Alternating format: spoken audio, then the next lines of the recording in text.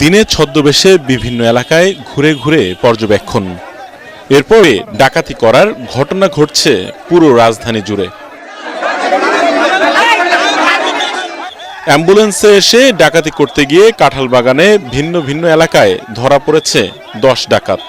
তাদের ধরে সেনাবাহিনীর হাতে তুলে দিয়েছে এলাকাবাসী। আমরা অলরেডি 3 জনকে ধরেছি এবং এখনো আরো 4 জন আছে এখানে, ঠিক আছে।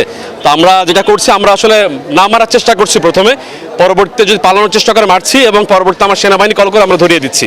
9:30 সময় এখানে দেখছি 25 জনের মতো লোক, এরা বসে বসে একটা আলাপ আলোচনা করতেছে, কিন্তু আমরা সাহস পাই না, একটারও চিনি না, কিন্তু আমরা তো এলাকার একটাও পরিচিত, কিন্তু এদের জিজ্ঞাম আপনারা কইতে আছেন কেন আছেন, আল্লাহ নাকা যদি আমাদের ধরে মাইর দেয়। কাঁঠালবাগান বাজারে ধরা হয়েছে 7 জন অ্যাম্বুলেন্সে, আর এখানে সিএনজির ভিতরে ধরা হয়েছে সন্দেহজনকভাবে 3 জন, কিন্তু কাঁঠালবাগান বাজারে যেগুলো ওগুলো অস্ত্র সামগ্রী পাওয়া গেছে। ফার্মগেট রাজাবাজার এলাকায় রাত জেগে পাহারা দিচ্ছেন সাধারণ মানুষ, এজন্য কমিটি করা হয়েছে বলেও জানান এলাকাবাসী। অপরিচিত লোক এরা এলাকায় আমরা সাধারণত দেখি না।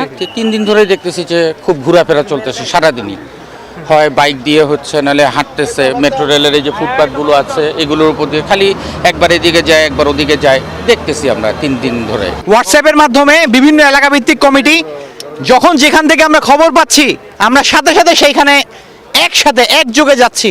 মিরপুর মাজার রোডে ডাকাতি করতে এসে ধরা পড়ে 4 জন। রাতে উত্তরায় ধরা পড়ে 5 ডাকাত। 5, 9 ও 11 নম্বর সেক্টরে ডাকাতি করতে এলে সাধারণ মানুষ এদের আটক করে সেনাবাহিনীর কাছে তুলে দেয়। আমরা এলাকার সবাই গিয়ে সাবধানতা অবলম্বন করতেছি। যদি আমরা কোনো ডাকাত দেখতে পাচ্ছি বা কোনো সন্ধান পাচ্ছি, তো আমরা সুস্থভাবে তা গিয়া মোকাবেলার চেষ্টা করতেছি। আমরা 2 জনকে ধরছি, ধরার পরে আমরা আর্মির হাতে আমরা ধরাই দিছি। বিভিন্ন ধরনের চাইনিজ চাবাটি ছিল, পিস্তল ছিল, এগুলো দেখিয়ে দারোয়ানের সাথে ভয় দেখায় তারা ঢুকছে।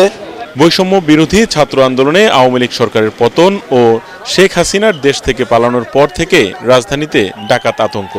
প্রত্যেক এলাকায় ডাকাতি হচ্ছে জানিয়ে সামাজিক যোগাযোগ মাধ্যমে জানানো হচ্ছে।